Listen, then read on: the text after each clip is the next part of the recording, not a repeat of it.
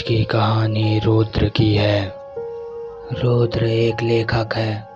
रुद्र कई सालों से एक किताब लिख रहा है। इस किताब में वो पूरी 10 डरावनी कहानियाँ लिख रहा है, जिसमें से उसने 9 कहानियाँ लिख ली हैं। रुद्र ने पूरे भारत की सबसे डरावनी जगहों में घूम घूम कर ये 9 कहानियाँ लिखी हैं, पर वो पिछले 1 साल से अपनी 10वीं कहानी लिख रहा है। पर उसे कुछ भी समझ में नहीं आ रहा कि वो अपनी 10वीं कहानी किस विषय में लिखे, और उसकी ये किताब 10वीं कहानी के बिना पूरी नहीं हो सकती। कई दिनों तक सोचने के बाद भी रुद्र को कोई विचार नहीं आ रहा था। एक रात रुद्र को बहुत ही डरावना सपना आया कि वो किसी चीज़ में उल्टा लटक रहा है और वो बहुत भूखा प्यासा है। और इसी डरावने सपने के साथ रुद्र अपने बिस्तर में हाँफते हुए बैठ गया। रुद्र को यह सपना अक्सर आया करता है, पर आज इस सपने की वजह से रुद्र को अपने गांव की सबसे डरावनी कहानी याद आ गई, और अब वो इसी कहानी को अपनी किताब में लिखेगा। रुद्र रात को ही 10वीं कहानी लिखना चालू कर देता है। रुद्र इस कहानी में अपने गांव के बारे में लिखता है।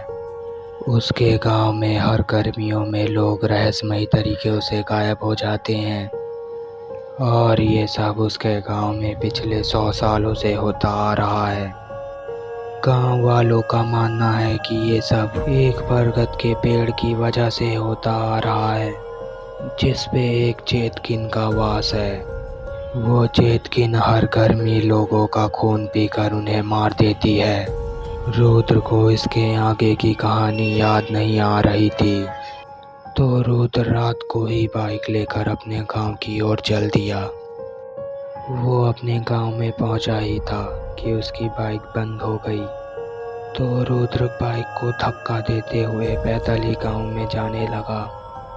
चलते चलते रुद्र एक बरगद के पेड़ के पास पहुंचा।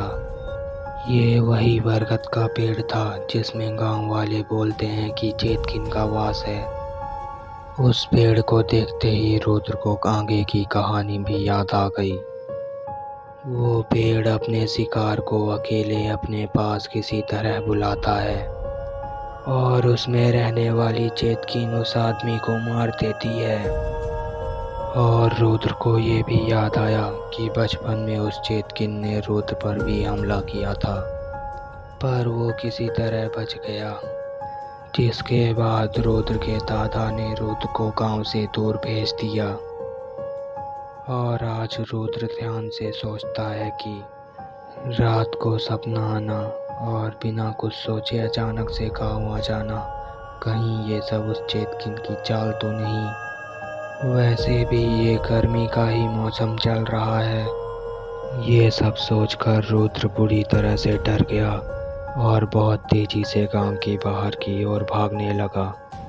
वो बिना रुके लगातार आधे घंटे तक भागता रहा।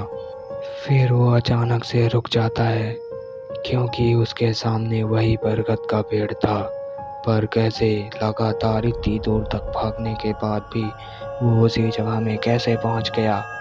रुद्र ये सब सोच ही रहा था, और तभी लाल साड़ी पहने चेतकिन पेड़ से रुद्र के ऊपर कूदी और रुद्र की आंखें बंद हो गईं। कुछ देर बाद रुद्र की आंखें खुली और अब सुबह भी हो चुकी थी, पर रुद्र को सब कुछ उल्टा दिख रहा था और उससे बहुत कमजोरी लग रही थी। वो बहुत भूखा प्यासा महसूस कर रहा था। रुद्र ने रोड में देखा। रोड में गांव के लोग घेरा बनाकर खड़े हुए थे। रुद्र चिल्लाकर गांव वालों को बुलाता है, पर किसी को उसकी आवाज़ ही नहीं सुनाई दे रही थी। रुद्र ने ध्यान से देखा। रोड में एक आदमी बाइक के साथ पड़ा हुआ था। रुद्र ने कुछ देर उसे देखा और उसे याद आया कि ये तो वही है, और तभी रुद्र जोर जोर से हिलने लगता है। रुद्र की नज़र ऊपर पड़ती है। वो एक पेड़ से उल्टा लटका हुआ था। ये पेड़ उसी बरगद का था, और रुद्र उस बरगद की जड़ बन चुका था। जो कि सब कुछ देख सकता है पर कुछ बोल नहीं सकता।